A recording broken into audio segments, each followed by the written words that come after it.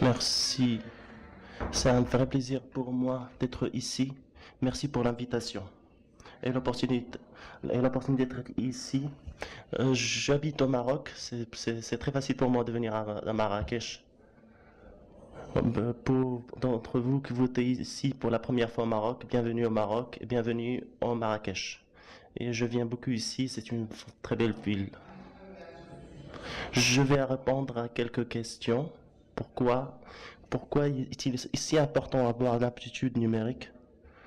Qui est l'audience ciblée par l'aptitude numérique? Je voudrais qu'on comprenne où on est aujourd'hui.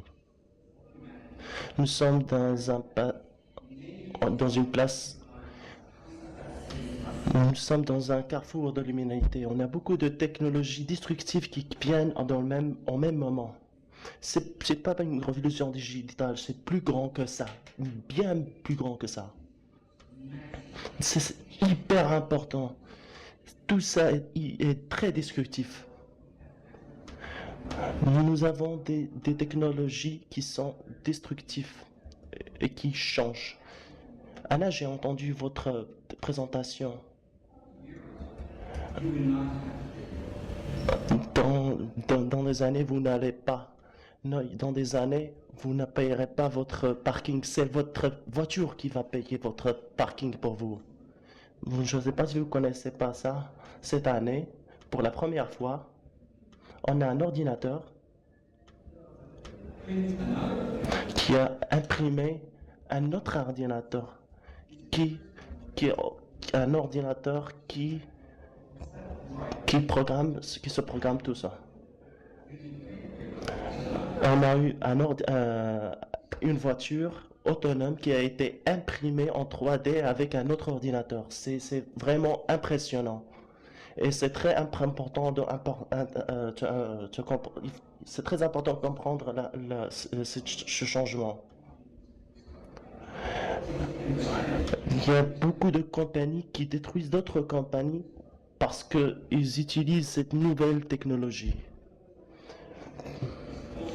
C'est très important de réaliser ça. Là, vous avez des exemples de compagnies, de sociétés. Par exemple, GE.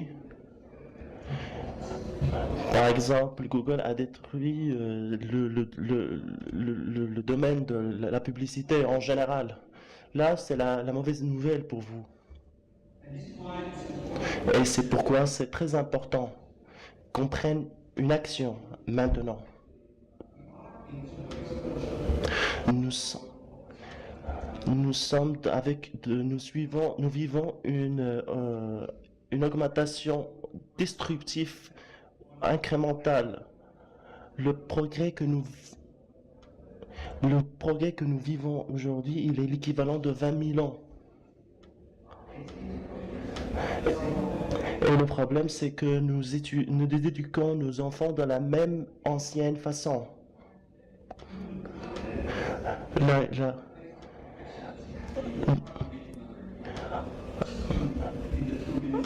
juste le temps qu'on parle ici, que nous parlons ici, notre discussion ici, ça équivaut à des années de développement dans cette ère numérique. Et c'est très difficile pour les sociétés de vivre avec ce changement. Et toute société, toutes les sociétés que vous connaissez, toutes vont devenir des sociétés de développement informatique. Parce que leur business, leur modèle économique va changer. Soit que nous parlons de société de transport, éducation, sociale, toutes les sociétés devront devenir des sociétés de développement informatique. Ils vont, et ça va arriver. Quand j'étais en train de préparer, quand je me préparais cette présentation, je me demandais que devons-nous former.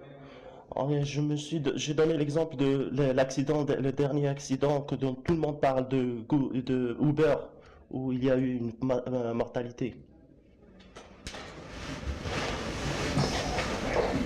Le pro-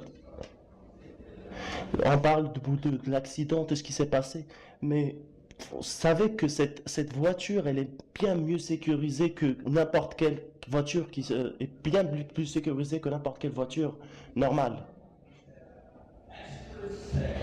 Quand vous voyez le titre, les experts disent oui, mais la question c'est qui sont ces experts?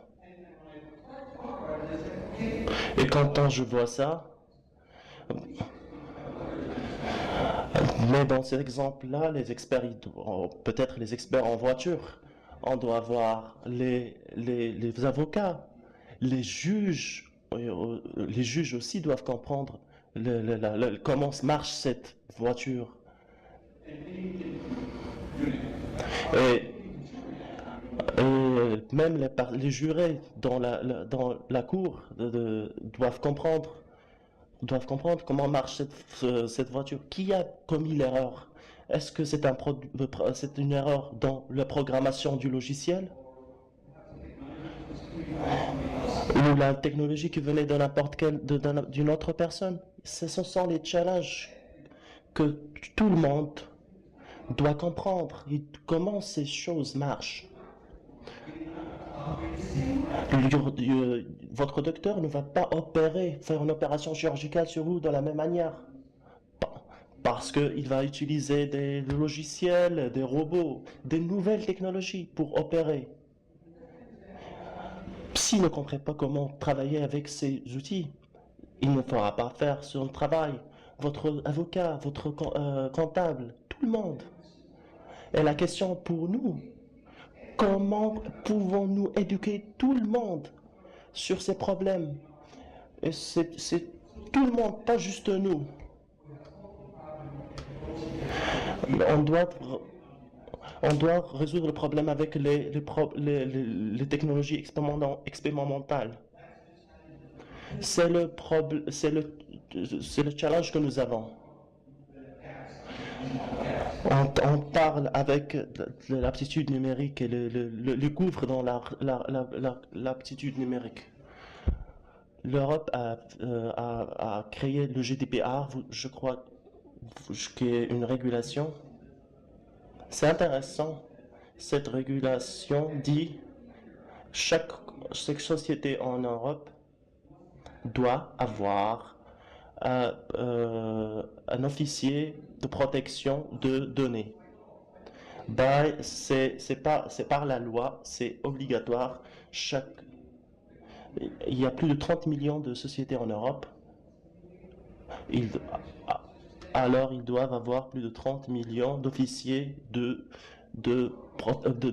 données numériques. On va parler de ça des années et des années. Personne n'est prêt pour cette révolution numérique.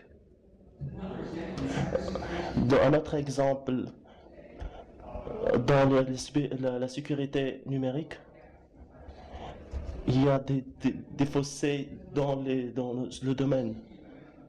J'ai mentionné le GE.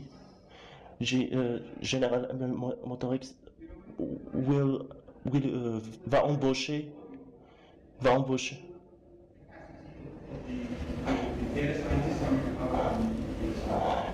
Ils veulent embaucher, une seule société va embaucher tous les lauréats de la spécialité.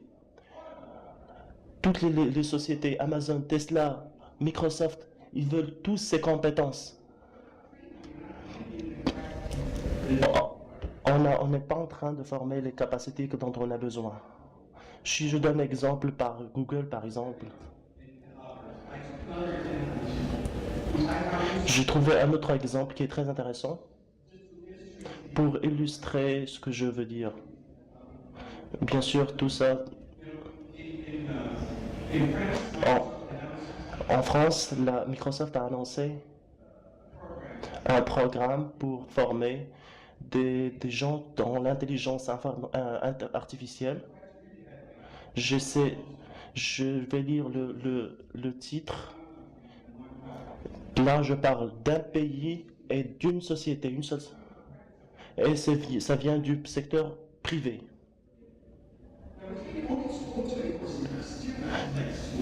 24 étudiants. Qui sont ces étudiants? C'est une très bonne initiative, mais vous êtes sérieux?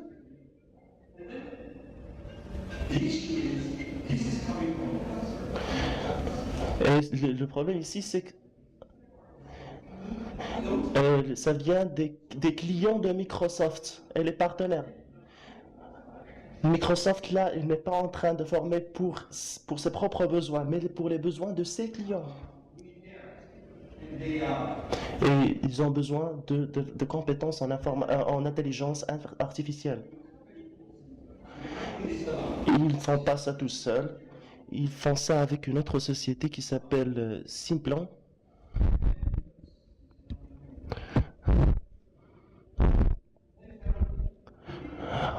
Et les personnes qui sont en train de former, ils ont une moyenne d'âge de 26 ans. Mais la partie la plus intéressante, c'est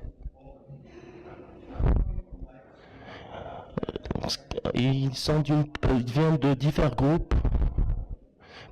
Plusieurs d'entre eux sont sans emploi. Même s'ils sont sans emploi, s'ils ne sont pas spécialisés dans l'intelligence artificielle, ils ont une personne qui vient du pétrole, de l'industrie pétrolière en Cameroun.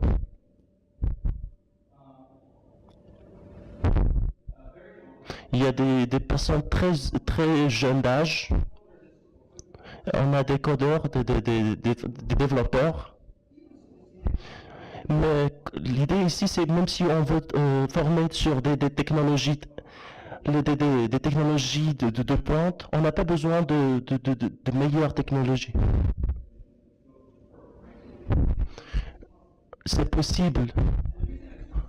Je vous donner cet exemple pour montrer qu'il y a quelque chose qui tourne pas mal. Des sociétés comme Google, comme Microsoft, qui sont en train de régler des problèmes avec de l'éducation, ce qui est bizarre. Les expériences de Google dans l'Union européenne, en Turquie, les expériences que font ces sociétés privées sont incroyables. Mes recommandations sont, je pense, à propos de l'aptitude numérique. C'est pas un problème spécifique à une couche. C'est un problème pour tout le monde. Ça peut être pour les avocats, les étudiants, les docteurs, tout le monde. Ils doivent comprendre le numérique pour bien faire notre travail demain. Nous devons commencer aujourd'hui. Et on doit réformer notre éducation pour inclure les compétences numériques pour les enfants de bas âge. On doit créer réformer les formations vocationnelles. Par exemple, l'exemple qu'on a vu avec Microsoft France. Ils ont pu faire ça avec des technologies très sophistiquées. Et bien sûr, c'est pas le travail d'une seule personne ou d'une partie, c'est un travail de tous.